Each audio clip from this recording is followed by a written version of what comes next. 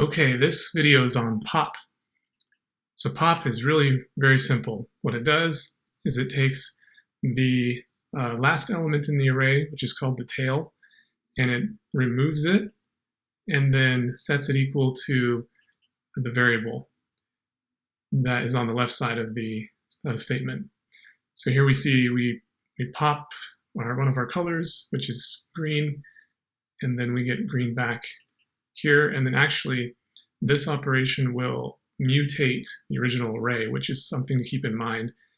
Some of the other JavaScript array methods that we looked at in earlier videos created new arrays when they return the results. But this one will actually mutate the original array, which is by design. And so you can see here colors now has only red and blue. And in fact, we can keep doing that as many times as we want.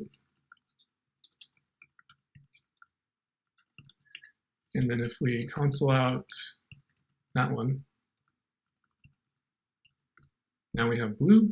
And then if we console out colors again, now all that's remaining in there is red.